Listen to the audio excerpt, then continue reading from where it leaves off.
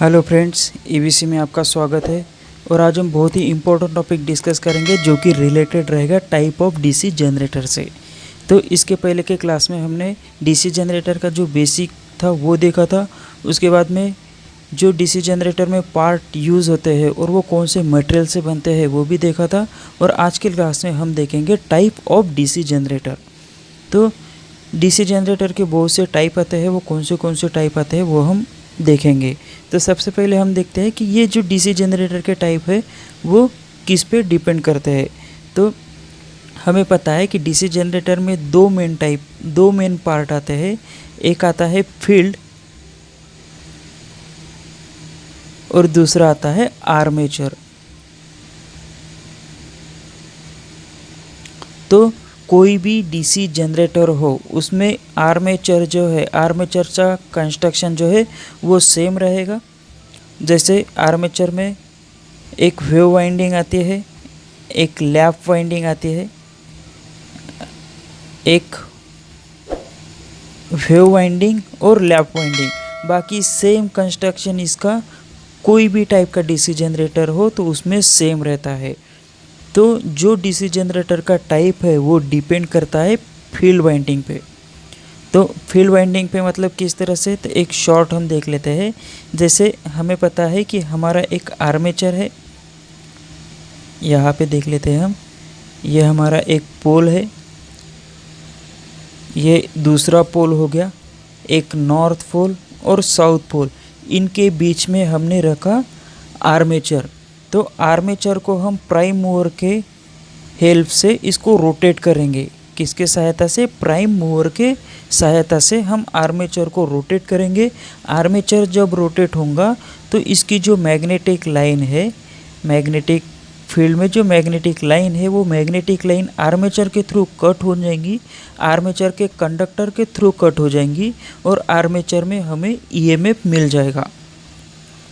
तो ये तो सेम फंक्शन डीसी जनरेटर का है ही, लेकिन हमें अब ये पता करना है कि ये मैग्नेटिक लाइन हम कहाँ से क्रिएट करेंगे। तो जो स्मॉल टाइप की मोटर रहती है, स्मॉल टाइप का डीसी जनरेटर रहता है जिसको हम डायनामो कहते हैं, जो आप लोगों ने देखा होगा, तो उसमें परमानेंट मैग्नेटिक फील्ड लगा होता है, मतलब परमानेंट मैग्नेट उसमें लगा होता है। जैसे कि हम देखते हैं कि एक छोटे टाइप का डीसी जनरेटर है। तो इस जनरेटर में जो मैग्नेटिक पोल है, जो मैग्नेटिक फील्ड है, मतलब फील्ड पोल जो है, इसमें हम दिखाते हैं इस तरह से होता है। ये जो फील्ड है इसमें परमानेंट मैग्नेट है, मतलब इसमें जो मैग्नेटिक है वो परमानेंट है, इसमें हम कुछ भी कम ज़्यादा नहीं कर सकते हैं।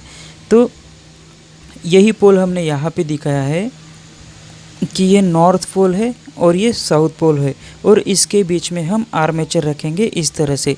यह हमारा आर्मेचर हो गया, इस आर्मेचर को हम यहाँ पे रखेंगे। और ये जो है शाफ्ट, इसको प्राइम मूवर से अगर हमने इस तरह से रोटेट किया, इस तरह से रोटेट किया तो क्या हो जाएगा, तो ये जो इसमें मैग्नेटिक लाइन है, इसमें कुछ मैग्नेटिक लाइन होगी जो हम देख नहीं सकते लेकिन उसको फील कर सकते हैं। तो इसमें जो मैग्नेटिक लाइन होगी, ये जो आर्मेचर वाइंडिंग है, इस आर्मेचर को हम जब रोटेट करेंगे तो मैग्नेटिक लाइन कट हो जाएगी। मैग्नेटिक लाइन कट होने की वजह से जो आर्मेचर की कॉइल है, उस आर्मेचर के कॉइल में हमारा ईएमएफ क्रिएट हो जाएगा। लेकिन वो जो जनरेटर है जो हमने अभी देखा वो स्मॉल टाइप का जनरेटर है, तो उसमें परमानेंट मैग्नेट काम में आ सकता है।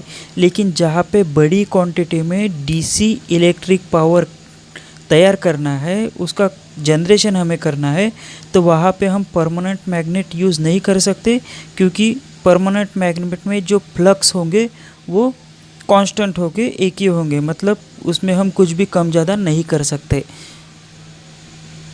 अगर मैग्नेटिक लाइन कम ज़्यादा नहीं कर सकते तो हमारा जो लोड बढ़ जाने के बाद जो आर्मेचर है वो सेम ही सप्लाई ईएमएफ क्रिएट करेगा। तो इस पे एक सॉल्यूशन हमने निकाला। तो हमें पता है कि हम कोई भी एक इंसुलेटिंग मटेरियल ले, मतलब एक आयरन का टुकड़ा ले, उसको हम इंसुलेट करें। इंसुलेट करने के बाद उस पे अगर हम इस तरह से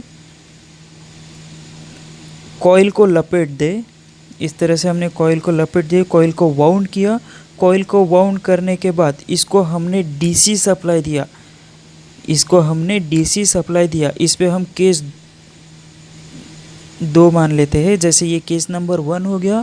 तो डीसी सप्लाई देने के बाद हमें पता है कि इस कॉइल से कुछ करंट फ्लो होगा, I एम्पियर का करंट इससे फ्लो होगा। तो इसमें एक मैग्नेटिक पोल तैयार हो जाएगी। या तो हम ऐसे बोल सकते हैं कि ये जो आयरन का टुकड़ा था, ये जो आयरन का पीस था, ये मैग्नेट हो गया। तो मैग्नेट हो गया तो इसके 2 पोल तो होंगे ही, एक नॉर्थ पोल होगा और साउथ पोल होगा। ये नॉर्थ पोल हो गया, ये साउथ पोल हो गया, 2 पोल क्रिएट हो गए। तो यहाँ से हमने अगर करंट की क्वांटिटी बढ़ा दी, तो यहाँ पे जो मैग्नेटिक फ्लक्स क्रिएट होंगे, मैग्नेटिक लाइन क्रिएट होंगी, उसकी भी क्वांटिटी बढ़ जाएंगी। तो हम इससे एक रिलेशन निकाल सकते हैं कि करंट के डायरेक्टली प्रोपोर्शनल होता है फ्लक्स। मतलब फ्लक्स अगर बढ़ाना है तो करंट बढ़ा के हम फ्लक्स मतलब मैग्नेटिक लाइन बढ़ा सकते हैं। तो ये केस नंबर 1 हो गया था कि हमें डीसी का सप्लाई दिया। अगर हम मान लेते हैं कि हमने यहाँ पे एक एसी का सप्लाई दिया, सेम मान लेते हैं, एक आयरन का पीस यहाँ पे लिया, उसके ऊपर हमने इस तरह से कॉइल को लपेट दिया, कॉइल को वाउंड कर दिया और उसको हमने डीसी सप्लाई दिया। हम एक बार और देखते हैं कि जो भी डीसी जनरेटर होगा, डीसी जनरेटर के फील्ड को हम हमेशा डीसी सप्लाई ही देते हैं। वही हम यहाँ पे देखेंगे कि फील्ड को हम हमेशा डीसी सप्लाई ही क्यों देते हैं। तो केस नंबर 1 में तो हमने देखा कि डीसी सप्लाई देने के बाद यहाँ पे एक नॉर्थ पोल और साउथ पोल हमें मिल गया। एसी सप्लाई जब हम देते हैं तो एसी का साइन वेव हमें पता है इस तरह से होता है। तो इसके हर हाफ साइकिल के बाद इसकी डायरेक्शन चेंज होती है, करंट की डायरेक्शन चेंज हो जाएगी हर हाफ साइकिल के बाद। तो हमने यहाँ पे एक फेज दे दिया, एक न्यूट्रल दे दिया, तो इसमें मैग्नेटिक पोल तो बनेगी ही। जैसे हम मान लेते हैं कि यहाँ पे साउथ पोल क्रिएट हो गया, यहाँ पे नॉर्थ पोल क्रिएट हो गया, तो पोल तो यहाँ पे क्रिएट होने हैं। तो हाफ साइकिल के लिए ये पोजीशन थी। जब सेकंड हाफ साइकिल जाएगी तो उसमें क्या होगी, इसकी पोलैरिटी भी चेंज हो जाएगी। तो सेकंड हाफ साइकिल में साउथ पोल जो था वो साउथ पोल की जगह नॉर्थ पोल ले लेगा, और नॉर्थ पोल जो था नॉर्थ पोल की जगह साउथ पोल ले लेगा। फिर हाफ साइकिल के बाद ये नॉर्थ हो जाएगा, ये नॉर्थ हो जाएगा और ये साउथ हो जाएगा।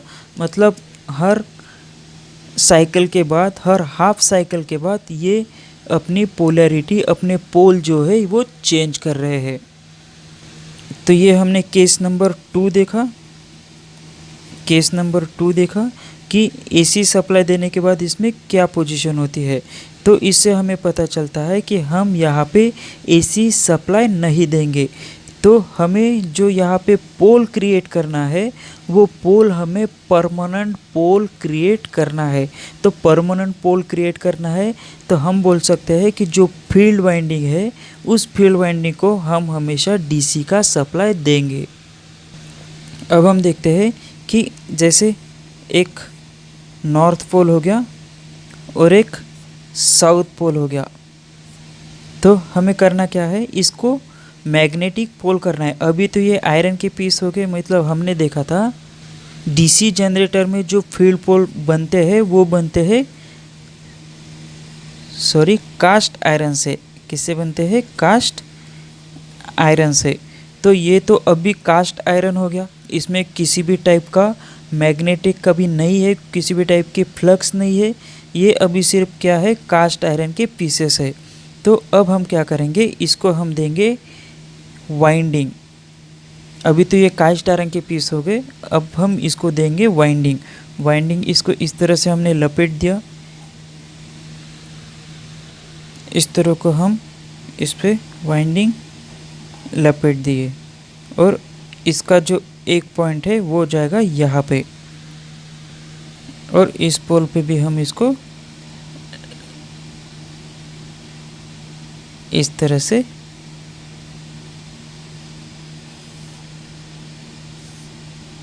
ये हो गया, और यहाँ पे हम दे देंगे डीसी का सप्लाई, पॉजिटिव और नेगेटिव। जैसे ही हम यहाँ पे इस पोल को डीसी का सप्लाई देंगे तो यहाँ पे मैग्नेटिक फ्लक्स क्रिएट हो जाएंगे, और मैग्नेटिक फ्लक्स हमेशा नॉर्थ से लेके साउथ की तरफ जाएंगे, तो इसके डायरेक्शन भी हम यहाँ पे दे देते हैं।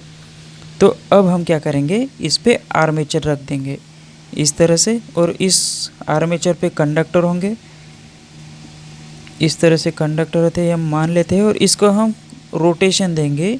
यहाँ पे शाफ्ट लगा है और शाफ्ट पे हम प्राइम मूवर देंगे कपलिंग करके। तो जैसे ही आर्मेचर हमारा रोटेट होगा तो आर्मेचर रोटेट होने के वजह से हर कंडक्टर के थ्रू ये मैग्नेटिक लाइन कट हो जाएगी। मैग्नेटिक लाइन कट हो जाएंगी तो इस कंडक्टर में ईएमएफ क्रिएट हो जाएगा, और ये जो ईएमएफ है हम यहाँ पे ब्रश लगा के, इस तरह से यहाँ पे ब्रश लगा के बाहर ले लेंगे। तो सबसे पहले हम देख लेते हैं कि यहाँ पे ब्रश लगाएंगे तो ब्रश जो है वो कम्यूटेटर पे लगे होते हैं, और कम्यूटेटर क्या करता है, तो जो भी आर्मेचर में सबसे पहले जो सप्लाई क्रिएट हो रहा है वो एसी का सप्लाई क्रिएट हो रहा है। हम डीसी जनरेटर देख रहे हैं, लेकिन आर्मेचर में जो सप्लाई क्रिएट हो रहा है वो एसी का सप्लाई क्रिएट हो रहा है। लेकिन ये जो ब्रश लगे हैं, ये ब्रश लगे होते हैं कम्यूटेटर पे, ब्रश जो लगे होते हैं वो लगे होते हैं कम्यूटेटर पे, और कम्यूटेटर करता है कि जो भी आर्मेचर में एसी का सप्लाई क्रिएट हुआ उस एसी को कन्वर्ट करता है डीसी में, और बाहर जो आउटपुट में हमें सप्लाई मिला, आउटपुट सप्लाई जो मिल जाएगा वो मिल जाएगा डीसी सप्लाई। तो ये सब हमने पिछले क्लास में देखा था। तो यहाँ पे हमें सिर्फ यही देखना है कि टाइप ऑफ डीसी जनरेटर। तो यहाँ से जो हमने फील्ड को जो सप्लाई दिया, फील्ड को जिस तरह से कनेक्शन किया, उसी के ऊपर जो टाइप है डीसी जनरेटर के वो डिपेंड करते हैं। तो अब हम टोटल देखते हैं कि डीसी जनरेटर के कौन से टाइप होते हैं, वो किस तरह से काम करता है, वो कौन से एप्लीकेशन में यूज़ आते हैं। डीसी जनरेटर, तो डीसी जनरेटर के मेन दो टाइप आते हैं। पहला आता है सेपरेटली एक्साइटेड डीसी जनरेटर, और दूसरा आता है सेल्फ एक्साइटेड डीसी जनरेटर। अब ये जो सेपरेटली एक्साइटेड डीसी जनरेटर है तो इसके तो और कोई टाइप नहीं आता है, लेकिन ये जो सेल्फ एक्साइटेड डीसी जनरेटर है इसके और 3 टाइप आते हैं। तो वो आते हैं DC series generator, DC shunt generator और DC compound generator. Self excited का जो पहला टाइप है वो है डीसी सीरीज जनरेटर, दूसरा टाइप जो है वो है डीसी शंट जनरेटर, और तीसरा टाइप जो है वो है डीसी कंपाउंड जनरेटर।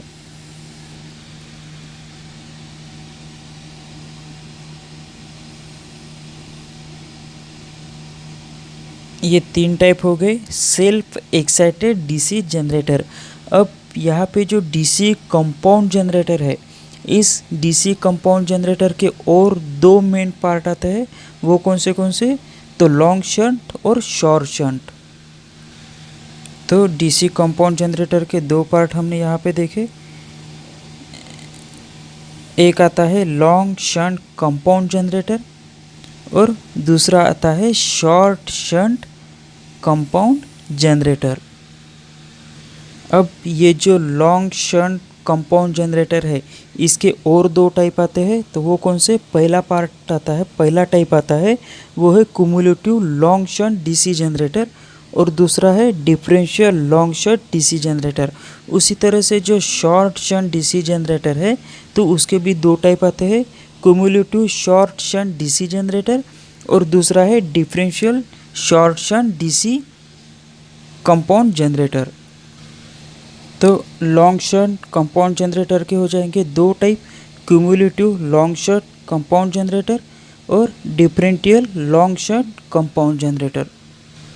उसी तरह से शॉर्ट शंट कंपाउंड जनरेटर के और 2 टाइप हो जाएंगे, क्यूमुलेटिव शॉर्ट शंट और दूसरा हो जाएगा differential short shunt compound generator.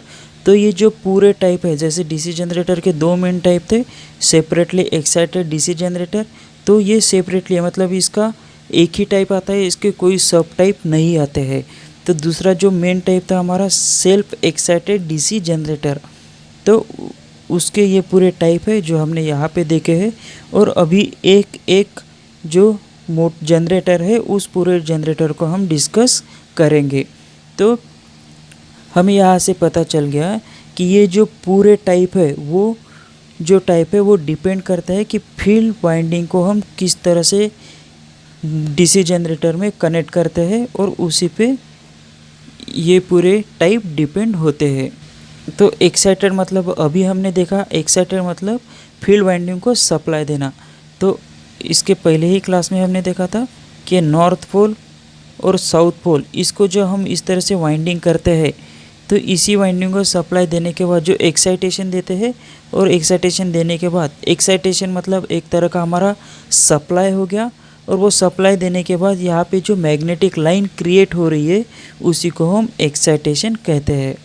तो इसी एक्साइटेशन के रिलेटेड पूरे टाइप हो जाते हैं।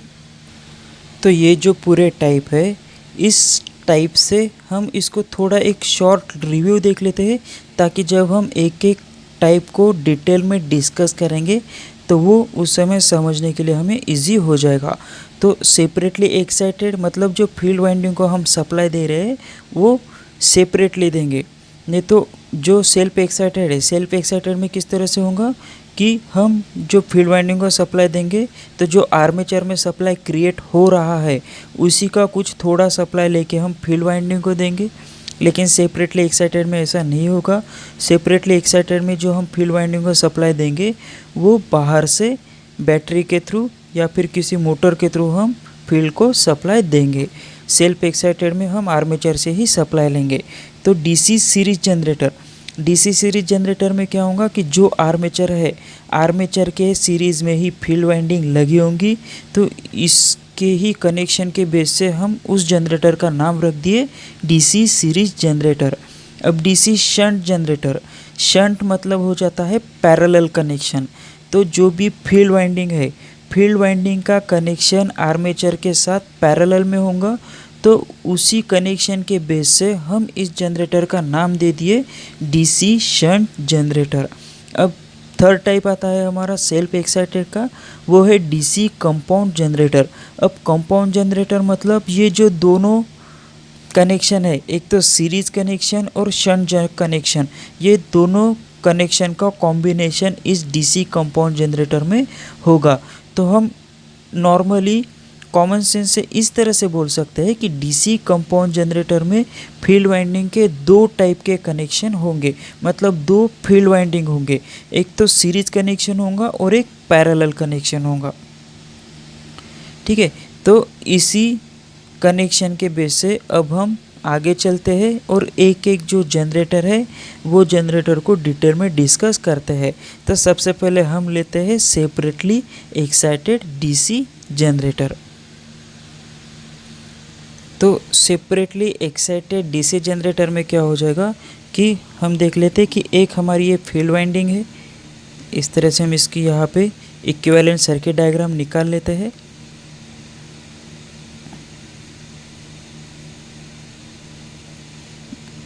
इस तरह से यहाँ पे होगी फील्ड वाइंडिंग, और फील्ड वाइंडिंग के साथ एक हम यहाँ पे दिखाते हैं आर्मेचर, और आर्मेचर के यहाँ पे एक लगा होगा ब्रश जो हम ब्लैक कलर से दिखाते हैं, ये लगे हैं ब्रश। और उसके साथ में आगे जाएंगे तो यहाँ पे हम दिखा देते हैं लोड। लोड मतलब जो भी आर्मेचर में सप्लाई क्रिएट हो रहा है उसको ये लोड यूज़ करेगा।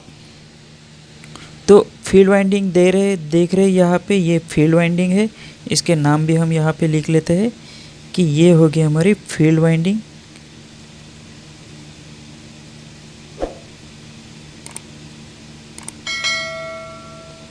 और ये हो गया आर्मेचर।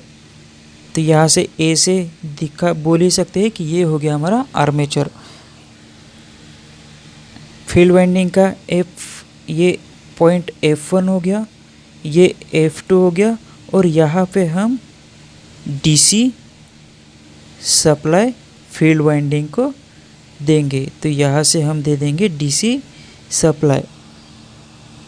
तो डीसी सप्लाई देने के बाद यहाँ पे आ जाएगा, जो करंट आएगा वो आ जाएगा IF, मतलब फील्ड वाइंडिंग की तरफ जो करंट जा रहा है उसको हम डिनोट करेंगे IF से। और ये जो वाइंडिंग है मतलब एक टोटल कॉइल है मतलब कोई कंडक्टर हम उसको वाउंड कर रहे हैं किसी पोल पे, तो इस कंडक्टर का, इस कॉइल का अपना एक रेजिस्टेंस आ जाएगा। तो उस रेजिस्टेंस को हम डिनोट करते हैं RF से। R मतलब रेजिस्टेंस, और किसका रेजिस्टेंस, तो फील्ड वाइंडिंग का। तो इसको हम डिनोट करेंगे RF से। तो यहाँ से हम बोल सकते हैं कि अब हमें IF की वैल्यू अगर निकालना है, IF की वैल्यू अगर निकालना है तो हम क्या करेंगे, V डिवाइडेड बाय RF, इस तरह से बोल सकते हैं, V डिवाइडेड बाय RF, इस तरह से बोल सकते हैं। ये तो इसका इक्विवेलेंट डायग्राम हो गया। अगर हम और समझने के लिए इसको हम इस तरह से दिखाएं कि ये हमारा फील्ड पोल हो गया, ये इस तरह से फील्ड पोल हो गया एक, ये फील्ड पोल हो गया दूसरा, और इसके बीच में हमने रखा आर्मेचर, और ये आर्मेचर के कंडक्टर हम डॉटेड से दिखा रहे, और यहाँ पे हमने लगा दिए ब्रशेस, यहाँ पे लगा दिए ब्रशेस, और ये यहाँ पे है शाफ्ट। तो ये जो फील्ड वाइंडिंग को हम एक्साइट करेंगे मतलब फील्ड वाइंडिंग को सप्लाई देने के बाद इसमें जो मैग्नेटिक लाइन क्रिएट होंगी उसी को एक्साइटेशन कहते हैं। तो यहाँ पे हम कोरिलेट करते हुए चलेंगे कि यहाँ पे हमने डीसी का एक पॉजिटिव पॉइंट यहाँ पे दिया, तो ये पॉजिटिव पॉइंट यहाँ पे हो गया, और इस कॉइल को हमने इस तरह से इस पे लपेट दिया।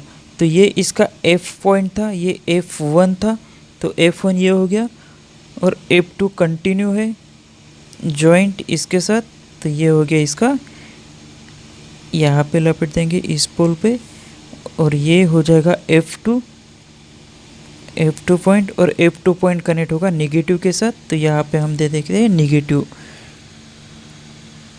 तो ये कॉइल है, ये कंडक्टर है, कंडक्टर को हमने इस पोल पे लपेट दिया, इसको कॉइल क्रिएट कर दिया। तो इस कंडक्टर का कुछ रेजिस्टेंस होगा, तो उसी रेजिस्टेंस को हम बोलते हैं RF।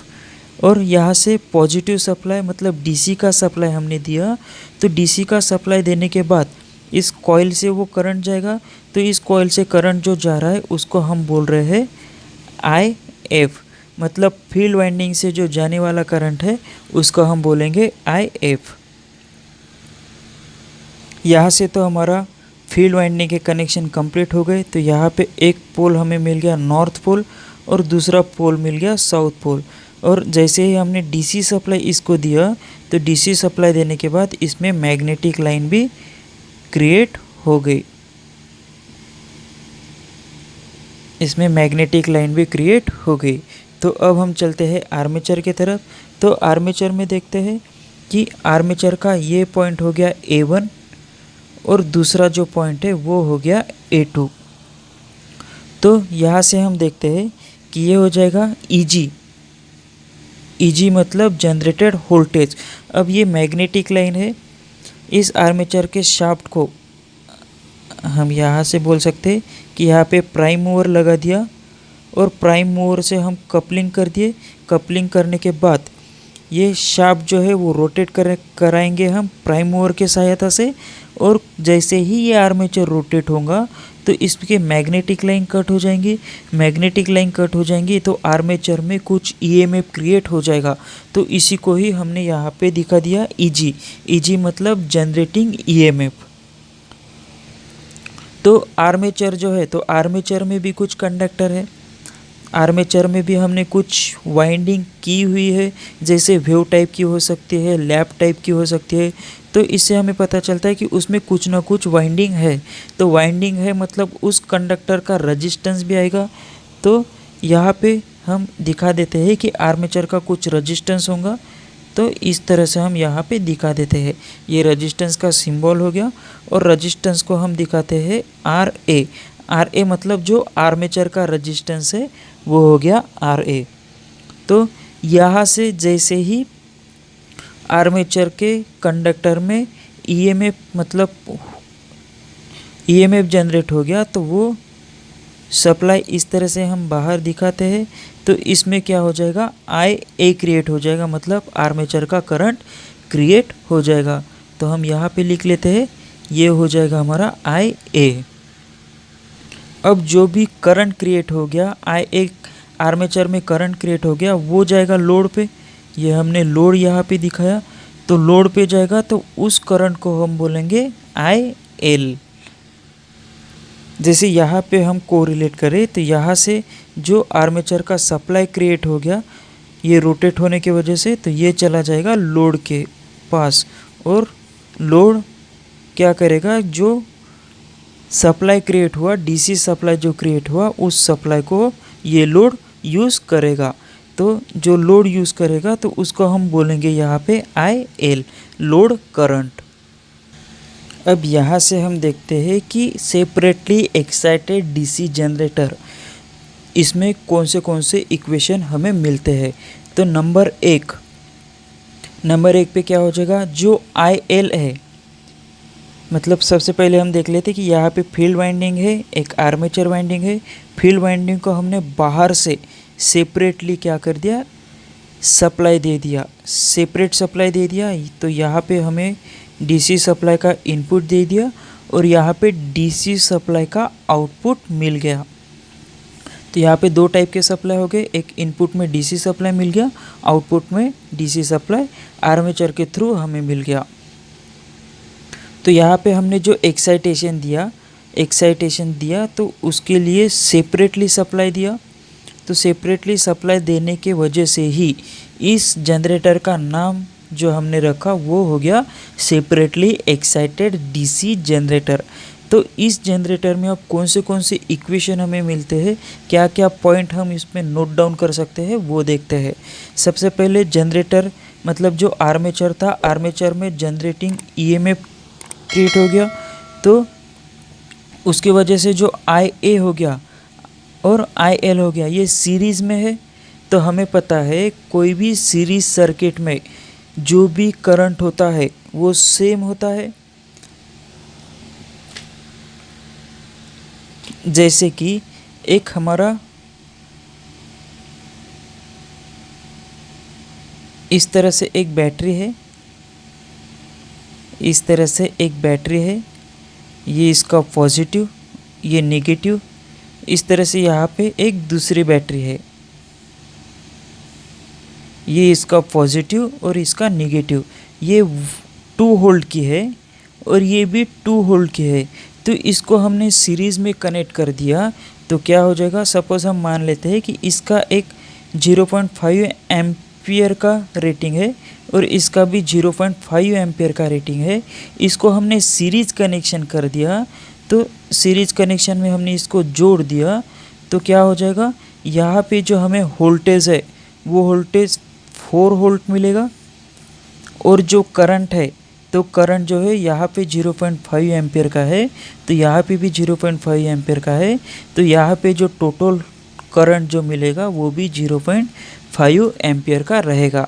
लेकिन केस नंबर 2 में अगर हम मान ले कि सेम इसी को हम एग्जांपल लेते हैं, ये हमारा एक 2 वोल्ट का बैटरी है, यहाँ पे एक 2 वोल्ट का बैटरी है, इसका रेटिंग से उसी तरह से 0.5 एम्पियर का, इसका भी 0.5 एम्पियर का, और इसका हम पैरेलल कनेक्शन करें इस तरह से, तो क्या हो जाएगा, वोल्ट जो है वो 2 वोल्ट का हो जाएगा, और जो करंट है, जो करंट हमें मिलेगा, तो क्या हो जाएगा, करंट में 0.5 प्लस 0.5 ये ऐड हो जाएगा, और करंट हमें मिलेगा 1 एम्पियर का। तो इससे हमें ये पता चलता है कि जो आर्मेचर करंट है और लोड करंट है ये सीरीज़ में होने की वजह से ये सेम रहेंगे। तो आई ए इक्वल टू आई एल, इस तरह से हम इसमें लिख सकते हैं। तो इससे हमें इक्वेशन नंबर 1 या फिर इसमें ये पॉइंट हम नोट डाउन करके रख सकते हैं। यहाँ से हम इक्वेशन नंबर 2 भी इसको इस तरह से लिख सकते हैं कि जो आर्मेचर में ईजी मतलब जनरेटिंग ईएमएफ जनरेट हुआ तो वो किसके बराबर रहेगा, तो आर्मेचर में कुछ लॉस होगा, ओहमिक ड्रॉप होगा जिसको हम IaRa कहेंगे, तो वो और जो टर्मिनल पे वोल्टेज मिलेगा उसके बराबर रहेगा। तो हम इसको इस तरह से लिख सकते हैं कि जो Eg है ये Eg बराबर रहेगा टर्मिनल वोल्टेज प्लस जो आर्मेचर में ड्रॉप हो रहा है IaRa, मतलब आर्मेचर करंट और आर्मेचर रेजिस्टेंस, इसको अगर हम गुना करें तो इससे जितना ड्रॉप हो रहा है, जितना आर्मेचर ड्रॉप हो रहा है वो आर्मेचर में होगा और जो V है ये हो जाएगा टर्मिनल वोल्टेज। टर्मिनल वोल्टेज मतलब जो लोड है, इस लोड पे जो हमें वोल्टेज मिलेगा वो हो जाएगा टर्मिनल वोल्टेज। तो Eg मतलब जनरेटिंग ईएमएफ, V मतलब टर्मिनल वोल्टेज और IaRa मतलब आर्मेचर में होने वाला वोल्टेज ड्रॉप जो Ia इंटू RA के बराबर रहेगा। तो इसी से ही हमें अगर ये पता करना है कि जो टर्मिनल वोल्टेज पे प्रॉपर वोल्टेज हमें मिलेगा वो कितना रहेगा, तो इसके रिलेटेड हम इसको इस तरह से लिख सकते हैं कि V मतलब terminal voltage equal to generating EMF minus IaRa, इस तरह से हम लिख सकते हैं। तो यहाँ से हमें दो इक्वेशन मिल गए कि Eg बराबर हो जाता है V प्लस IaRa, और टर्मिनल के बारे में अगर हम सोचें तो वो हो जाएगा V equal to Eg minus IaRa। अब अगर हम पावर के बारे में सोचेंगे तो इसमें क्या हो जाएगा कि हमें पता है कि जो आर्मेचर है जो इलेक्ट्रिक पावर को तैयार कर रहा है, तो उस आर्मेचर में जो वैट मिलेगा वो कितना रहेगा, P इक्वल टू हम लिख सकते हैं कि E इंटू IA। तो इसको V इंटू IA भी लिख सकते हैं हम। तो एक रिलेशन हमें यहाँ से मिल गया कि जो आर्मेचर में है टोटल पावर जो जनरेट हो रहा है वो किसके बराबर हो जाएगा, E इंटू IA के बराबर। लेकिन जो टर्मिनल वोल्टेज मतलब जो लोड पे जो पावर मिल रहा है वो कितना रहेगा, वो रहेगा टर्मिनल वोल्टेज मतलब V और लोड करंट मतलब IL। तो सबसे पहले हम इसको देख लेते हैं कि ये तो हो जाएगा कि आर्मेचर में जनरेटिंग पावर, टोटल पावर जो आर्मेचर में जनरेट हुआ वो ये हो गया, और जो टर्मिनल पे जो पावर हमें मिलेगा वो रहेगा टर्मिनल वोल्टेज इंटू IL के बराबर। इसको हम लोड पावर भी बोल सकते हैं। तो लोड पावर बराबर रहेगा terminal voltage into load current. और बाकी का जो बचा पावर वो तो हमें पता है कि आर्मेचर में कुछ ओहमिक ड्रॉप हो रहा है, I2R का लॉस हो रहा है, तो आर्मेचर में भी कुछ पावर लगेगा, तो वो हो जाएगा Ia² इंटू RA के बराबर। तो इससे हम बोल सकते हैं कि आर्मेचर में जो पावर जनरेट हुई मतलब E इंटू IA, ये टोटल बराबर हो जाएगा, ये हो जाएगा कि जो आर्मेचर में पावर लॉस जो हुआ वो कितना पावर लॉस हो गया, I2RA प्लस लोड पे जो पावर हमें मिल गया था वो मिल गया था V terminal voltage into IL के बराबर। तो ये जो मेन रिलेशन मिलता है हमें, ये मिलता है पावर का। तो अब हम यहाँ पे इसके यूजेस देख लेते हैं कि इसका यूज़ हम कहाँ पे करेंगे।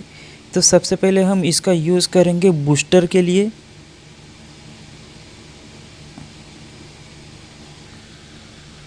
बूस्टर मतलब जो भी फीडर लाइन में वोल्टेज ड्रॉप होता है उस वोल्टेज ड्रॉप को कवर अप करने के लिए हम इस सेपरेटली एक्साइटेड डीसी जनरेटर का यूज़ कर सकते हैं।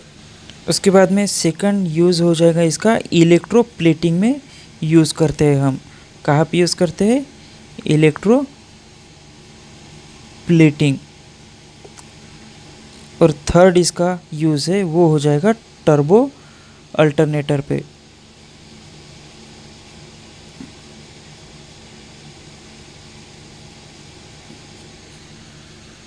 तो टर्बो अल्टरनेटर के जो फील्ड है उसको एक्साइट करने के लिए हम सेपरेटली एक्साइटेड डीसी जनरेटर का यूज़ करते हैं। तो इसके तीन मेन यूजेस हो जाते हैं, एज अ बूस्टर, इलेक्ट्रोप्लेटिंग के लिए और टर्बो जनरेटर के फील्ड को एक्साइट करने के लिए। अब सेपरेटली एक्साइटेड डीसी जनरेटर के कैरेक्टरिस्टिक है, तो कैरेक्टरिस्टिक के लिए हम जो अगला हमारा क्लास रहेगा उस पे हम सभी मोटर के कैरेक्टरिस्टिक को डिस्कस करेंगे। यहाँ पे सिर्फ हम टाइप ऑफ डीसी जनरेटर है तो उसी के रिलेटेड हम यहाँ पे कंटेंट देखेंगे। अब हमारी नेक्स्ट मोटर हो जाती है, जो नेक्स्ट टाइप है सेल्फ एक्साइटेड डीसी जनरेटर। और सेल्फ एक्साइटेड डीसी जनरेटर में जैसे तीन टाइप थे, DC series motor, DC shunt motor, DC compound motor. तो compound generator, DC series generator, DC shunt generator और डीसी कंपाउंड जनरेटर। तो सबसे पहले हम लेते हैं डीसी सीरीज जनरेटर। अब डीसी सीरीज जनरेटर, तो डीसी सीरीज जनरेटर है तो सबसे पहले हम इसकी एक इक्विवेलेंट डायग्राम निकाल लेते हैं ताकि समझने में इजी हो जाए। तो इसमें क्या हो जाएगा, एक फील्ड वाइंडिंग और आर्मेचर वाइंडिंग, दो मेन जो है डीसी जनरेटर में तो होते ही है। तो सबसे पहले हम यहाँ पे देख लेते हैं आर्मेचर। ये हो जाएगा आर्मेचर, और आर्मेचर पे लगे होते हैं ब्रशेस। तो ब्रशेस हम यहाँ पे दिखाते हैं ब्लैक कलर से। ये हो गए ब्रशेस, और ब्रशेस हमेशा हमारे कार्बन या ग्रेफाइट से बने होते हैं। ये आर्मेचर वाइंडिंग यहाँ पे हमने दिखाई। उसके बाद में एक वाइंडिंग आती है इस तरह से,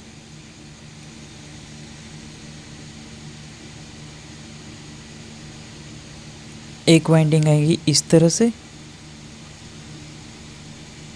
सीरीज वाइंडिंग। अब आगे अगर हम गए तो यहाँ पे हमें जो सप्लाई आर्मेचर से क्रिएट हो रहा है वो सप्लाई हम देंगे लोड को। ये हो जाएगा लोड, इसी को ही हम RL भी कहते हैं। और यहाँ से ये हमारा सर्किट कंप्लीट। ये हो गया डीसी सीरीज जनरेटर का इक्विवेलेंट सर्किट डायग्राम। अब इसको हम नेमिंग देते हैं। तो जैसे हमें पता है कि आर्मेचर है, तो आर्मेचर के शाफ्ट को हम कपलिंग करके प्राइम मूवर से रोटेट करेंगे। तो ये हो गया हमारा प्राइम मूवर, जिसको हम PM लिखते हैं। अब यहाँ पे एक पॉइंट हो जाएगा A1, आर्मेचर का पॉइंट A1, और आर्मेचर का दूसरा पॉइंट हो गया A2। अब यहाँ पे आर्मेचर है तो फिर आर्मेचर में कॉइल करेंगे, कॉइल को हम लपेट देंगे, उसको ही हम वाइंडिंग बोलते हैं। तो उस वाइंडिंग का कुछ रेजिस्टेंस होगा, तो उस रेजिस्टेंस को हम दिखाते हैं यहाँ पे इस तरह से। ये रेजिस्टेंस का सिंबल हो गया, और यहाँ पे हम लिख लेते हैं RA मतलब जो आर्मेचर के वाइंडिंग का रेजिस्टेंस होगा उसको हम दिखाते हैं RA। और यहाँ पे हम एक पॉइंट नोट डाउन करते हैं कि डीसी जनरेटर में कोई भी आर्मेचर हो उसका कंस्ट्रक्शन सेम होता है। तो इसी के साथ जो आर्मेचर है, तो इसमें जो आर्मेचर का रेजिस्टेंस है वो हमेशा बहुत ही कम होता है, अप्रॉक्स 1 ओम के बराबर। तो ये भी क्वेश्चन बनता है हमारा कि आर्मेचर डीसी जनरेटर में आर्मेचर का रेजिस्टेंस अप्रॉक्स कितना होगा। तो उसका रेजिस्टेंस अप्रॉक्स होगा 1 ओम। तो ये बहुत ही कम रेजिस्टेंस होता है। तो यहाँ पे क्या हो जाएगा, जैसे ही हम इस आर्मेचर के शाफ्ट को रोटेट करेंगे तो यहाँ पे हमारा EMF क्रिएट हो जाएगा। उसी को हम बोलते हैं EG, जनरेटिंग EMF।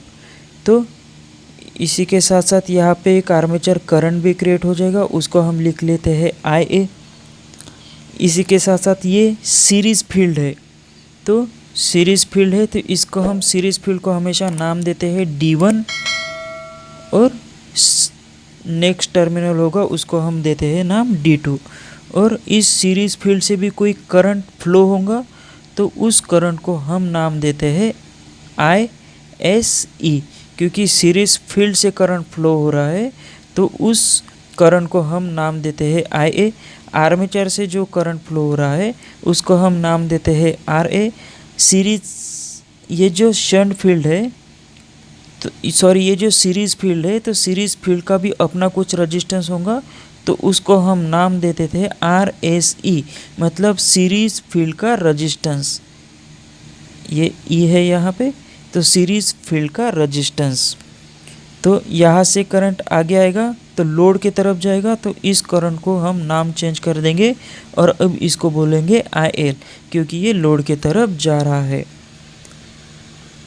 और इस टर्मिनल पे हमें जो वोल्टेज मिलेगा वो मिलेगा V और उसी को हम बोलते हैं टर्मिनल वोल्टेज।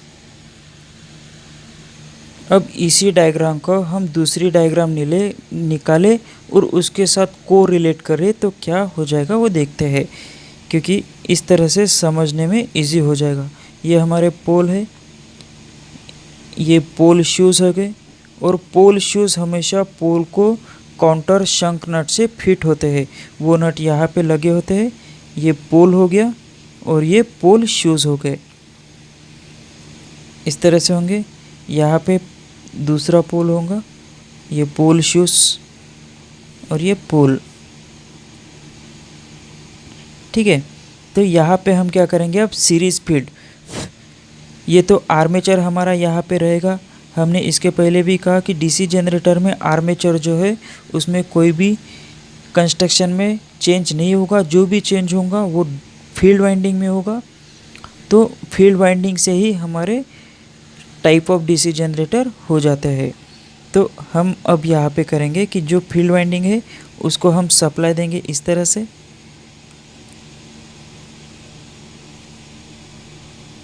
ये फर्स्ट सप्लाई, इसको हम बोलेंगे, यहाँ पे नाम देते हैं D1 और यहाँ पे सप्लाई दे देते हैं पॉजिटिव का। तो यहाँ पे जो फील्ड है, मतलब ये जो आर्मेचर है, आर्मेचर और फील्ड वाइंडिंग ये दोनों सीरीज़ में कनेक्ट है, कंटिन्यूस सीरीज़ में कनेक्ट है। तो यही कनेक्शन हमें यहाँ पे दिखाना है ताकि कोई भी कन्फ्यूज़न ना हो। ये ब्रशेस है, हम रेड पेन से यहाँ पे दिखाते हैं, यहाँ पे ब्लैक पेन से दिखाया है। अब क्या हो जाएगा, ये जो सीरीज़ फील्ड है ये D1 था, यहाँ पे इसका D2 पॉइंट हो जाएगा इस तरह से।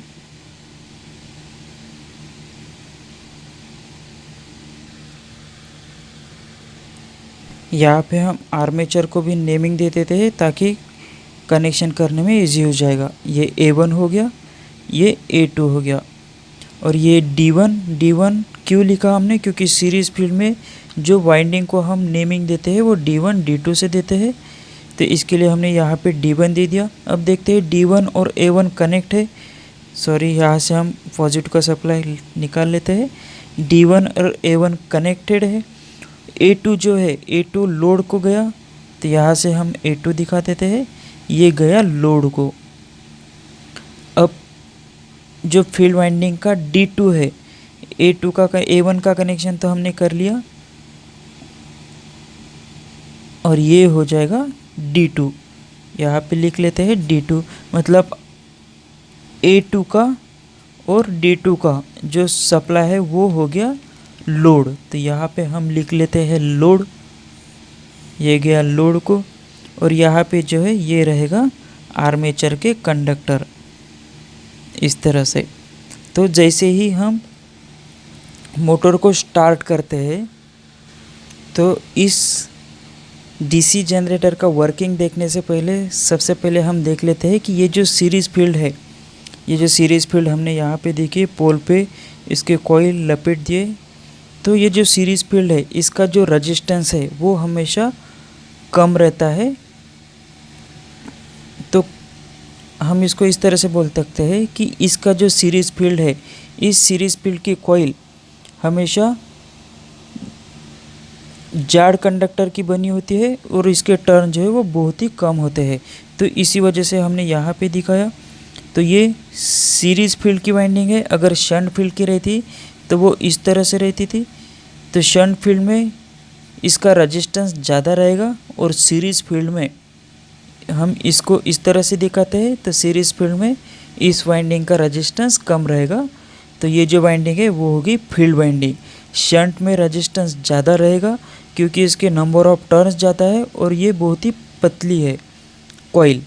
और सीरीज़ फील्ड में जो कॉइल है वो थोड़ी मोटाई है और टर्न जो है वो कम है। तो इसकी वजह से इसका रेजिस्टेंस कम हो जाएगा। तो ये भी क्वेश्चन बहुत ही इम्पोर्टेंट है, तो इसके लिए हमने यहाँ पे डिस्कस किया इसको। अब हम देखते हैं कि जैसे ये हमारा आर्मेचर हो गया, हम आर्मेचर को यहाँ पे प्राइम मूवर लगाते हैं। जैसे यहाँ पे प्राइम मूवर लगाया, ये दोनों डायग्राम सेम है, सिर्फ ये हमारा डीसी सीरीज जनरेटर का इक्विवेलेंट सर्किट डायग्राम है। हमने समझने के लिए इस टाइप की भी एक डायग्राम बना ली है। तो इसको हम प्राइम मूवर से जब रोटेट करेंगे तो जैसे ही ये रोटेट होगा तो यहाँ की जो मैग्नेटिक लाइन है, ये जो मैग्नेटिक लाइन है, ये मैग्नेटिक लाइन इस आर्मेचर के कंडक्टर के थ्रू कट हो जाएंगी और आर्मेचर के कंडक्टर के थ्रू कट होने की वजह से उसमें ईएमएफ क्रिएट हो जाएगा। लेकिन अब हमने इसके पहले सेपरेटली एक्साइटेड डीसी जनरेटर देखा था। तो सेपरेटली एक्साइटेड डीसी जनरेटर में हमने फील्ड को बाहर से सेपरेटली सप्लाई दिया था, लेकिन यहाँ पे तो कोई हमने फील्ड वाइंडिंग को बाहर से सप्लाई दिया नहीं है। तो बाहर से सप्लाई अगर नहीं दिया है तो यहाँ पे मैग्नेटिक फील्ड कैसे क्रिएट हो रही, ये भी एक क्वेश्चन है। तो इसका रीज़न ये हो जाएगा कि हमें पता है, सबसे पहले हम देख लेते हैं कि कोई एक लोहे का टुकड़ा हमने लिया और उसको हमने मैग्नेटिक फील्ड में रख दिया। मतलब नॉर्थ और साउथ पोल है, इसके संपर्क में अगर ये लोहे का टुकड़ा आ गया, या फिर हम कास्ट आयरन देख रहे हैं तो कास्ट आयरन को ही हम देखते हैं कि ये कास्ट आयरन का टुकड़ा इस मैग्नेटिक फील्ड के पीस से संपर्क में आ गया, तो क्या हो जाएगा कि ये भी थोड़ा मैग्नेटिक बन जाएगा। लेकिन अब क्या करेंगे कि ये जो मैग्नेट है, इस मैग्नेट को हम हटा देंगे। तो इस मैग्नेट को हमने यहाँ से हटा दिया और हटा देने के बाद यहाँ पे हमने देखा कि एक जो खिला है उस खिले को हमने यहाँ पे रख दिया। तो क्या हो जाएगा, ये खिला जो है इसके तरफ अट्रैक्ट हो जाएगा। क्यों अट्रैक्ट हो जाएगा, क्योंकि अभी तो यहाँ पे मैग्नेट नहीं है, ये तो कास्ट आयरन का पीस है, फिर भी इसमें कुछ जो बचा हुआ मैग्नेट है वो इसमें अभी भी है। तो इसी को हम बोलते हैं रेसिडुअल मैग्नेटाइजिंग। इसी को हम बोलते हैं रेसिडुअल मैग्नेटाइजिंग, मतलब जो भी बचा हुआ मैग्नेट है वो हो जाएगा। तो कभी कभी ये तो कास्ट आयरन का हो गया, कभी कभी हमने प्रैक्टिकल में भी देखा था कि जो छोटे छोटे लोहे के टुकड़े रहते हैं उसको अगर हम लोहे के मैग्नेट के ऊपर इस तरह से इसको फ्रिक्शन करें और इस अब मैग्नेट को टुकड़े को हम निकाल दें, तो इसके पास अगर कोई दूसरा खिला हम लेके आए तो ये क्या हो जाएगा, अट्रैक्ट हो जाएगा, ये इसके साथ चिपक जाएगा। तो इससे हम बोल सकते हैं कि ये तो टोटली मैग्नेट नहीं है, लेकिन इसमें कुछ टेम्पररी मैग्नेट के कैरेक्टरिस्टिक आ गए हैं। तो इसी कैरेक्टरिस्टिक को हम बोलते हैं रेसिडुअल मैग्नेटाइजिंग। और रेसिडुअल मैग्नेटाइजिंग मतलब जो भी मैग्नेट की एनर्जी उसमें बची हुई है। तो सेम इसमें हो जाएगा। तो जैसे ही हम प्राइम मूवर से इस आर्मेचर को रोटेट करते हैं तो इसमें कुछ परसेंट फ्लक्स बचे होंगे, क्योंकि इसमें रेसिडुअल मैग्नेटाइजिंग है इस पोल में। ये पोल जो है ये कास्ट आयरन से बने होते हैं, तो मैग्नेट को ये अच्छे से सपोर्ट करते हैं। तो इसमें जो रेसिडुअल मैग्नेटाइजिंग बचे हुए हैं, इसकी वजह से बहुत ही कम क्वांटिटी में ये मैग्नेटिक लाइन आर्मेचर कंडक्टर के थ्रू कट हो जाएंगे और जैसे ही आर्मेचर के कंडक्टर से ये मैग्नेटिक लाइन कट हो गई तो उसकी वजह से इस आर्मेचर में ईएमएफ क्रिएट हो जाएगा और जैसे ही ईएमएफ क्रिएट हो जाएगा तो इस फील्ड वाइंडिंग को प्रॉपरली डीसी का सप्लाई मिल जाएगा और उसकी वजह से करंट बढ़ जाएगा। उसकी वजह से करंट बढ़ जाएगा तो करंट बढ़ गया तो फ्लक्स भी बढ़ जाएगा। तो हमें पता है कि flux is directly proportional to current, तो करंट बढ़ने की वजह से फ्लक्स बढ़ जाएगा और फ्लक्स बढ़ गए तो आर्मेचर के थ्रू कटिंग एक्शन ज़्यादा हो जाएगी तो हमारा जनरेटिंग ईएमएफ भी बढ़ जाएगा। अब हम केस एक मान लेते हैं कि यहाँ पे हमने लोड नहीं लगाया तो क्या हो जाएगा। तो ये जो पूरा कनेक्शन है ये सीरीज़ में है, जैसे ये पॉजिटिव सप्लाई हमें यहाँ पे मिल रहा है, यहाँ पे नेगेटिव सप्लाई मिल रहा है, तो ये पूरा सीरीज़ में है इस तरह से सीरीज़ में। या तो फिर सिंपली यहाँ इक्विवेलेंट डायग्राम से भी देख सकते हैं कि ये हमें यहाँ पे पॉजिटिव मिलने वाला है, यहाँ पे नेगेटिव मिलने वाला है, तो ये पूरा जो कनेक्शन है वो सीरीज़ में है। अगर हम यहाँ पे लोड नहीं लगाते हैं तो ये जो सीरीज जनरेटर है ये किस तरह से काम करेगा, नो लोड पे ओपन सर्किट के तरह काम करेगा। तो यहाँ पे कोई भी जनरेटिंग ईएमएफ नहीं होगा, कोई भी ईएमएफ जनरेट नहीं होगा। सपोज़ अब हम एक केस और मान लेते हैं कि जैसे हमने देखा था यहाँ पे लोड अगर नहीं लगाए तो ईएमएफ भी हमारा जनरेट नहीं हो जाता है, तो इसलिए हमें यहाँ पे लोड लगाना ज़रूरी है। तो उसके लोड लगाने के बाद ही डीसी जनरेटर हमारा काम कर पाएगा। अब नेक्स्ट पॉसिबिलिटी हम ये देख लेते हैं कि सपोज़ मान लेते हैं कि यहाँ पे रेसिडुअल मैग्नेटाइजिंग नहीं है। अगर रेसिडुअल मैग्नेटाइजिंग ख़त्म हो गया तो क्या हो जाएगा। तो रेसिडुअल मैग्नेटाइजिंग कोई भी डीसी जनरेटर में सिर्फ सेपरेटली एक्साइटेड डीसी जनरेटर को छोड़ के, क्योंकि उसको हम बाहर से सेपरेटली एक्साइट कर रहे हैं, लेकिन यहाँ पे जो एक्साइट कर रहे हैं मतलब पोल हम क्रिएट कर रहे हैं, मैग्नेटिक लाइन हम क्रिएट कर रहे हैं, फ्लक्स क्रिएट कर रहे हैं, तो वो हम आर्मेचर के थ्रू जो छोटा सा ईएमएफ क्रिएट हो गया तो उसी छोटे क्वांटिटी में हम उसका कनेक्शन फील्ड वाइंडिंग के साथ करेंगे और फील्ड वाइंडिंग के साथ करने की वजह से फील्ड पोल जो है वो एक्साइट हो जाएगी। तो हम केस एक मान लेते हैं कि जैसे रेसिडुअल मैग्नेटाइजिंग ख़त्म हो गया तो क्या हो जाएगा। तो हमारे पास एक इक्वेशन है, हमने बैक ईएमएफ का इक्वेशन देखा था, उसका क्लास आप देख सकते हैं। तो ईजी बराबर क्या हो जाता है, P phi Z N divided by 60A।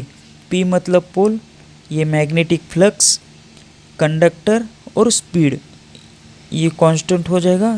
ये ए मतलब आर्मेचर के पैरेलल पाथ। तो यहाँ से हमें ये पता चलता है मोटर की डिज़ाइन कंप्लीट होने के बाद पोल भी फिक्स हो जाते हैं और कंडक्टर भी फिक्स हो जाते हैं। बचते कौन से है, सिर्फ फ्लक्स जो करंट पे डिपेंड होता है और स्पीड जो प्राइम मूवर के ऊपर डिपेंड होता है। तो यहाँ से हम एक रिलेशन लिख सकते हैं कि Eg इक्वल टू फाई और एन। तो यहाँ से Eg इज़ डायरेक्टली प्रोपोर्शनल है फ्लक्स के। तो यहाँ पे स्पीड भी हम मान लेते हैं कि स्पीड भी हमारी 1000 आरपीएम पे रोटेट कर रही है, तो 1000 आरपीएम पे ही कांस्टेंट है, उसको हम चेंज नहीं कर रहे हैं। तो रेसिडुअल मैग्नेटाइजिंग ख़त्म हो गया। तो रेसिडुअल मैग्नेटाइजिंग ख़त्म हो गया मतलब उसमें किसी भी टाइप का अभी फ्लक्स नहीं है। तो फ्लक्स नहीं है तो यहाँ से हमें जो रिलेशन मिला वो इस तरह का रिलेशन हो गया, मतलब फ्लक्स टोटली ख़त्म हो गए तो जनरेटिंग ईएमएफ भी बनना बंद हो जाएगा। तो इससे हम बोल सकते हैं कि रेसिडुअल मैग्नेटाइजिंग खत्म तो जनरेटिंग ईएमएफ मतलब जो ईएमएफ हम जनरेट कर रहे हैं वो भी बनना बंद हो जाएगा। अब हम डीसी जनरेटर के कुछ इम्पोर्टेंट इक्वेशन आते हैं जो कि पेपर के लिए बहुत ही इम्पोर्टेंट है, वो भी देख लेते हैं। तो यहाँ पे जो है हमारा जो ये टॉपिक है बहुत ही ज़्यादा टाइम टेकिंग हो रहा है, लेकिन यहाँ पे एक एक चीज़ें मैं यहाँ पे बता रहा हूँ ताकि आपको और किसी किताब को पढ़ने की ज़रूरत नहीं है। आप इस लेक्चर को अच्छे से देखेंगे तो आपके पूरे कंसेप्ट यहाँ पे क्लियर हो जाएंगे। यहाँ से हमारा इक्वेशन एक बन जाएगा कि जैसे हमने देखा कि IA, ISE और IL मतलब आर्मेचर का करंट, सीरीज़ फील्ड का करंट और लोड करंट, ये तीनों ही सीरीज़ में है। तो ये तीनों ही सीरीज़ में है तो हमें पता है कि सीरीज़ में जो करंट है वो सेम होता है और पैरेलल में वोल्टेज सेम होता है। तो इससे हमें एक रिलेशन मिलता है कि IA equal to ISE equal to IL मतलब आर्मेचर का करंट, सीरीज़ फील्ड का करंट और लोड का करंट, ये तीनों सीरीज़ में करंट है, इसलिए इसमें इसके जो करंट है वो सेम हो जाएंगे। अगर हम सेकंड इक्वेशन के बारे में देखें, फर्स्ट तो एकदम इजी था, इसमें कुछ भी नहीं है। ये इक्विवेलेंट डायग्राम आप निकालेंगे तो उससे ही डायरेक्टली बोल सकते हैं कि IA, ISE और IL ये सीरीज़ में है, इस तरह से सीरीज़ में है, तो इसमें जो करंट फ्लो होगा वो सेम रहेगा। तो नेक्स्ट इक्वेशन इम्पोर्टेंट है। तो नेक्स्ट इक्वेशन जैसे हमने देखा था कि EG मतलब generating EMF equal to terminal voltage plus IA RA के बराबर होता है। लेकिन अब इसमें सीरीज़ फील्ड भी है जो कि सीरीज़ में लगा हुआ है, तो इसके साथ सीरीज़ फील्ड भी ऐड हो जाएगी। तो हम इसको लिख सकते हैं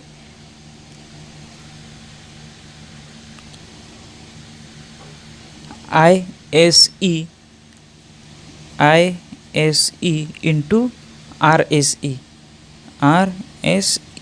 मतलब सीरीज फील्ड का रेजिस्टेंस और सीरीज फील्ड का करंट, ये भी जनरेटिंग EMF में ऐड हो जाएंगे। ये जो है वोल्टेज ड्रॉप है, तो वोल्टेज ड्रॉप है तो हम इसको इस तरह से भी लिख सकते हैं, क्योंकि हमें पता है कि V इक्वल टू IR होता है, तो इसको हम V भी बोल सकते हैं। तो ये V एज इट इज़ रहेगा। IARA मतलब वोल्टेज ड्रॉप VDA हो जाएगा, और ISE तो वोल्टेज ड्रॉप सीरीज फील्ड का है तो SE हो जाएगा। हम इसको इस तरह से भी लिख सकते हैं। मतलब आर्मेचर में जो जनरेटिंग EMF क्रिएट हो गया तो उसमें सबसे पहले ये VDA वोल्टेज ड्रॉप हो जाएगा, IARA जो आर्मेचर में रहेगा। उसके बाद में सीरीज़ फील्ड में वोल्टेज ड्रॉप हो जाएगा जो VDSE से हमने दिखाया है, और जो बचा हुआ EMF है वो टर्मिनल वोल्टेज पे चला जाएगा। अब इक्वेशन नंबर थर्ड देखें, पावर के रिलेटेड, ये बहुत ही इम्पोर्टेंट है। तो पावर के रिलेटेड अगर हम देखें तो इसमें 3 टाइप के पावर लॉस हो रहे हैं। तो कौन से? जैसे आर्मेचर में जो टोटल पावर क्रिएट हो रहा है, हम यहाँ पे लिख लेते हैं armature total power generated. Total power generated हो रहा है, तो जो आर्मेचर लॉस है, आर्मेचर लॉस को हम किससे डिनोट करेंगे? IA² R से। तो जो आर्मेचर लॉस है प्लस आर्मेचर में कुछ पावर लॉस हो जाएगा जिससे हम इससे डिनोट करते हैं। उसके बाद में सीरीज फील्ड में भी कुछ लॉस हो जाएगा, उसको हम ISE² इंटू RSC से दिखाते हैं। ये एक लॉस हो गया, और जो बाकी पावर है वो लोड पे मिलेगा, तो उसको हम डिनोट करते हैं terminal voltage into load current. तो DC सीरीज जनरेटर के ये जो 3 इक्वेशन है ये बहुत ही इम्पोर्टेंट इक्वेशन है। अब यहाँ पे हम एक पॉइंट और देख लेते हैं कि जैसे IL है, मतलब लोड को जो लोड जो करंट ले रहा है उसको हम IL बोलते हैं। जैसे सबसे पहले मान लेते हैं कि कोई एक लोड है, वो 5 एम्पेयर का करंट ले रहा था, उसके बाद में उसकी रिक्वायरमेंट बढ़ गई और वो 10 एम्पेयर का करंट यहाँ पे ले रहा है। तो क्या हो जाएगा, हमने देखा था कि सीरीज़ में armature current, series field current और लोड करंट ये सेम रहते हैं।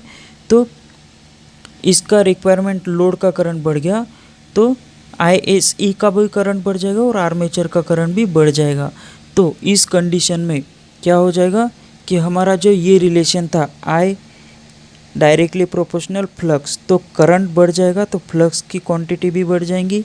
तो यहाँ पे जो हमारा फ्लक्स बढ़ेगा एक पर्टिकुलर पॉइंट तक ही बढ़ेगा, जिसको कि हम बोलते हैं सैचुरेशन पॉइंट।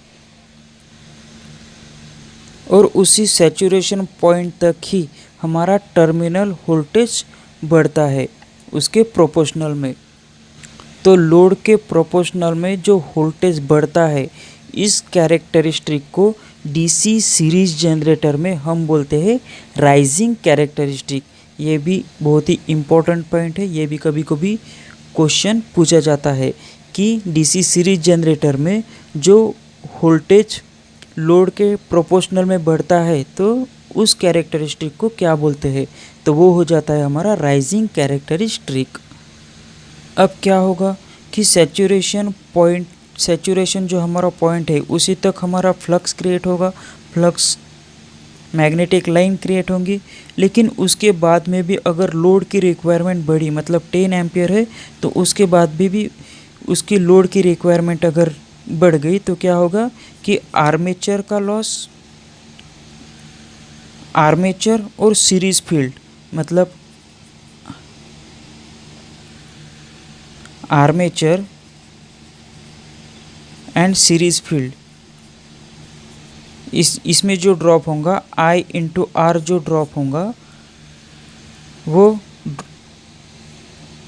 ड्रॉप जो है वो बढ़ जाएगा। और आर्मेचर करंट बढ़ने की वजह से उसमें आर्मेचर फ्लक्स भी बढ़ जाएंगे।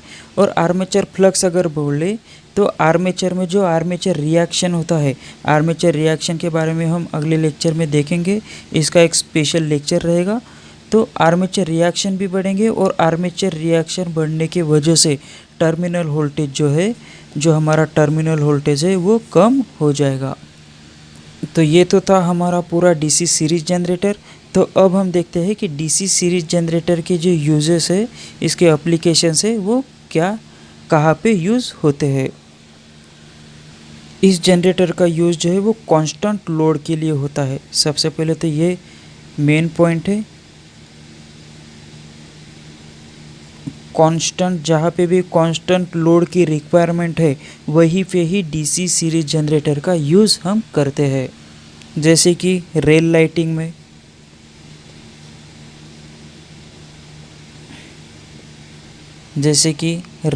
हो गया, आर्क लैंप हो गया। आर्क लैंप में भी कांस्टेंट लोड ही रहता है हमारा। उसके बाद में DC सीरीज जनरेटर का यूज़ एज अ बूस्टर करके भी करते हैं हम, एज अ बूस्टर। और बूस्टर जो है हमेशा जनरेटिंग लाइन के सीरीज़ में कनेक्ट होता है। यही चीज़ें जो कि एग्ज़ाम में भी पूछी जाती है और DC सीरीज जनरेटर के स्टडी करते समय हमें पता रहना ज़रूरी है। तो ये जो चीज़ें हमें चाहिए थी वो हमने यहाँ पे डिस्कस कर लिए है। तो अब हम देखते हैं नेक्स्ट टाइप जो कि DC शंट जनरेटर से रहेगा, तो उसको हम यहाँ पे देखते हैं। तो DC शंट जनरेटर की इक्विवेलेंट डायग्राम हम यहाँ पे निकाल लेते हैं। तो इसकी डायग्राम इस तरह से आ जाएंगी। इसमें एक आर्मेचर लगाऊंगा, ये A हो गया। उसके बाद में आर्मेचर के ये DC शंट जनरेटर हो जाएगा, क्योंकि पैरेलल कनेक्शन हमें करना है अभी फील्ड का। तो शंट मतलब हो जाता है पैरेलल कनेक्शन। तो DC शंट जनरेटर, तो हमने देखा था कि जो टाइप है वो डिपेंड करता है कि फील्ड वाइंडिंग किस तरह से है। तो DC शंट जनरेटर, शंट मतलब पैरेलल, तो यहाँ से नाम से हमें पता चलता है कि फील्ड जो है वो आर्मेचर के पैरेलल में कनेक्ट करना है। और हमने देखा था कि सीरीज़ फील्ड का जो रेजिस्टेंस है वो कम होता है, तो इसमें जो फील्ड की वाइंडिंग है वो ज़्यादा मोटाई वाली और कम टर्न वाली होती है, तो इसकी वजह से इसका रेजिस्टेंस कम हो जाता है।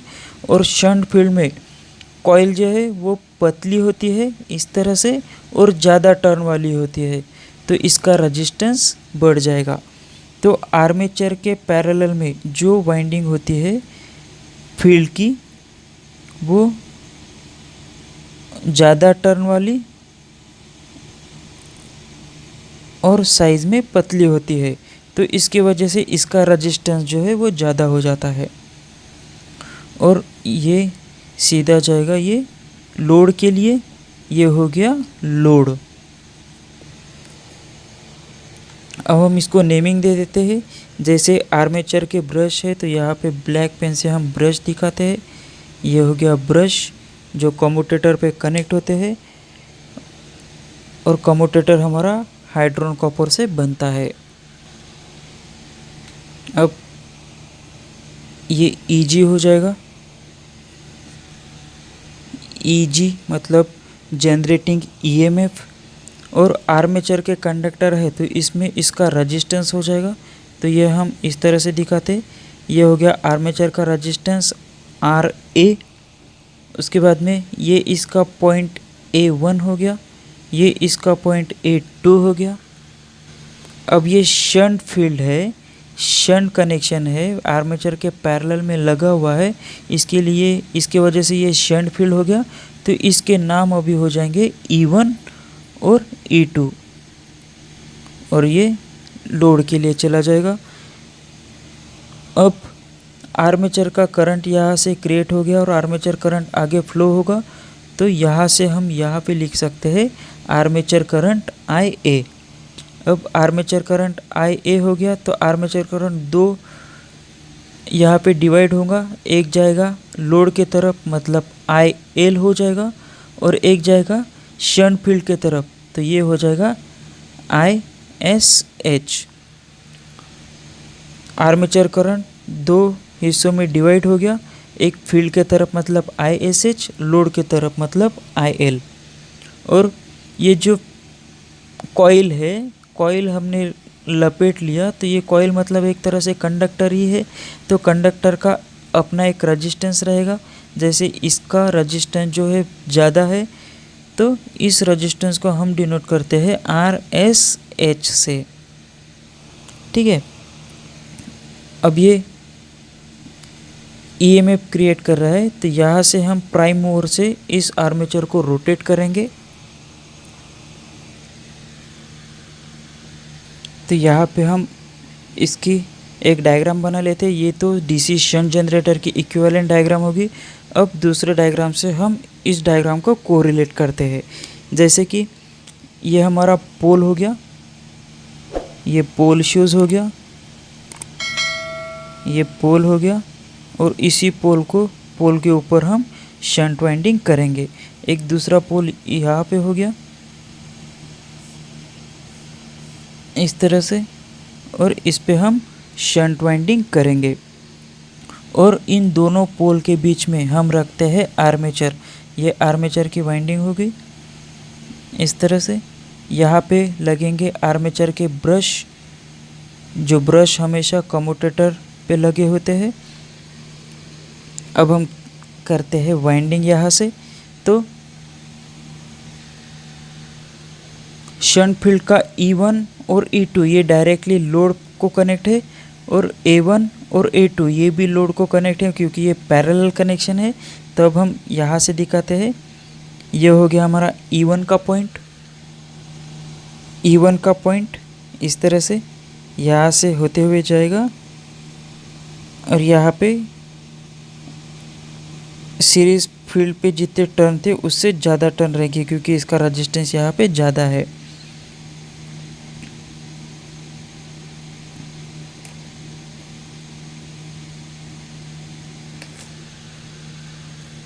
इस तरह से इसकी कोरिलेट की हुई डायग्राम यहाँ पे हमने दिखाई। यहाँ पे है शाफ्ट।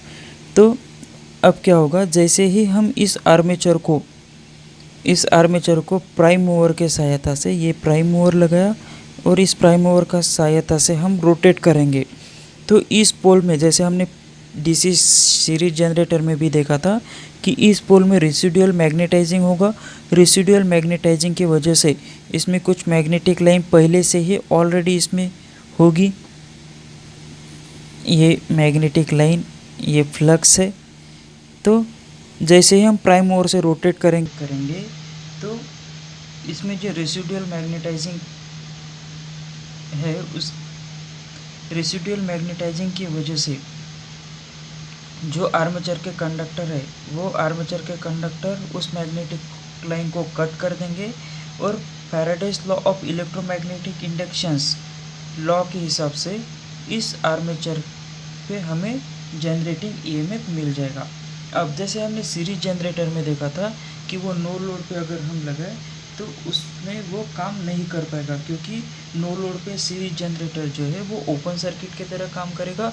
लेकिन डीसी सीरीज जनरेटर में अगर हम यहाँ पे लोड नहीं भी लगाते तो क्या हो जाएगा कि ये जो पैरेलल में लगे हैं शंट फील्ड, जो फील्ड वाइंडिंग है वो आर्मेचर के साथ पैरेलल में लगे हैं, तो जो भी ईएमएफ क्रिएट हुआ वो फील्ड वाइंडिंग को देगा और फील्ड वाइंडिंग को सप्लाई मिलने की वजह से ये जो है current is directly proportional flux है, तो करंट बढ़ जाएगा तो फ्लक्स भी बढ़ेगा। फ्लक्स बढ़ गया तो मैग्नेटिक कटिंग एक्शन ज़्यादा हो जाएगी और जनरेटिंग ईएमएफ ज़्यादा हो जाएगा। तो ये जो सर्कल है ये कंटिन्यूसली चलता रहेगा। तो हम इस तरह से इसको बोल सकते हैं कि अगर डीसी शंट जनरेटर पे हमने लोड नहीं भी लगाया तो भी डीसी जनरेटर जो है वो हमारा काम करेगा, लेकिन DC series generator no load पे काम नहीं करेगा। तो यहाँ से इसके डीसी सीरीज जनरेटर के कुछ इक्वेशंस है जो हमें पता रहना बहुत ही ज़रूरी है। तो वो अब हम यहाँ पे देखते हैं कि कौन से इक्वेशन इस जनरेटर के होते हैं। तो नंबर 1 पे आएगा,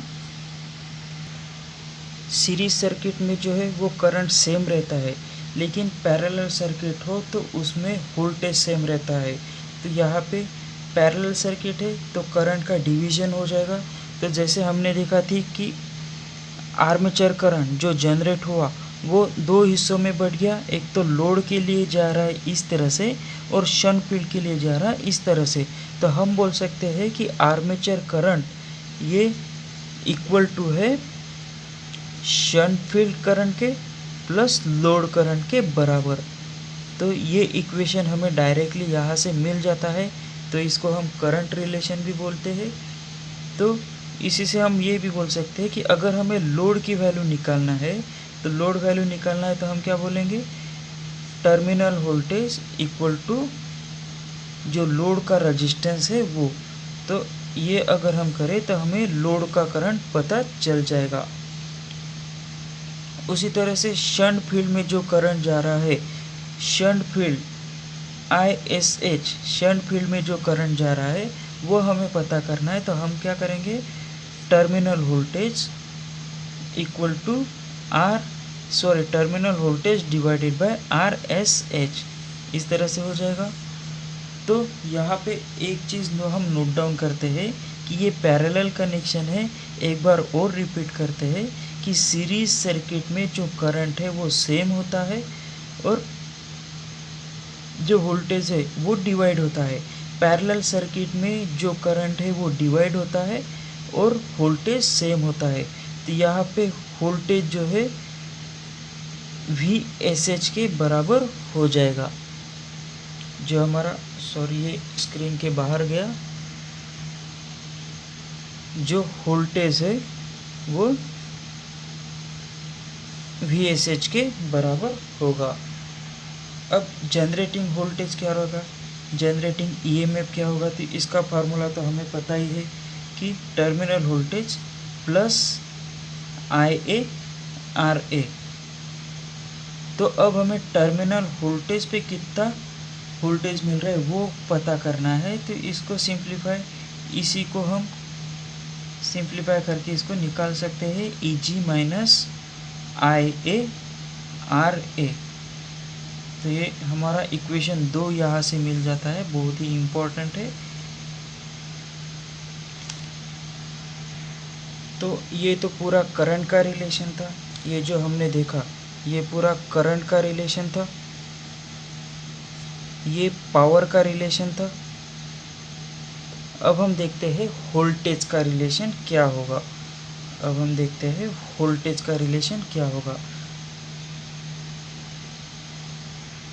सॉरी, ये वोल्टेज का था, ये वोल्टेज का रिलेशन था। ईजी मतलब टर्मिनल वोल्टेज हमें कितना मिला वो था। अब हम देखते हैं यहाँ पे पावर का रिलेशन किस तरह से हमें डीसी शंट जनरेटर में मिलेगा। तो हमें पता है कि आर्मेचर में जो पावर होगा वो कितना रहेगा, तो वो रहेगा,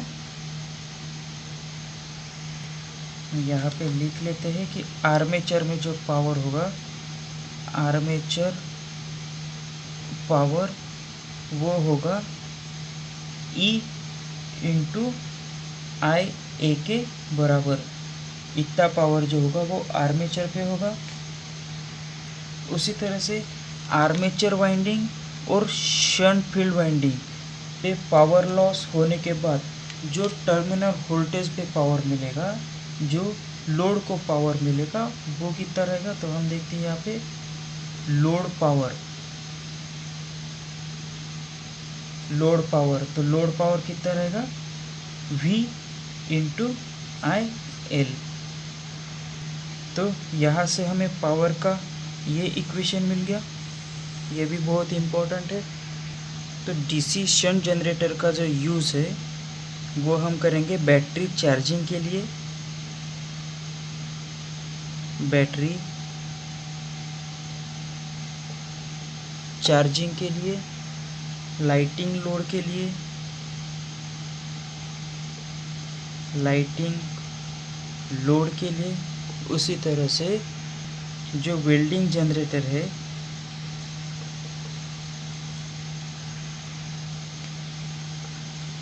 उस पे भी डीसी शंट जनरेटर का यूज़ होगा। उसी तरह से डीसी डिस्ट्रीब्यूशन की जो लाइन होती है उसमें डीसी शंट जनरेटर का बैलेंसर एज ए बैलेंसर करके यूज़ होता है।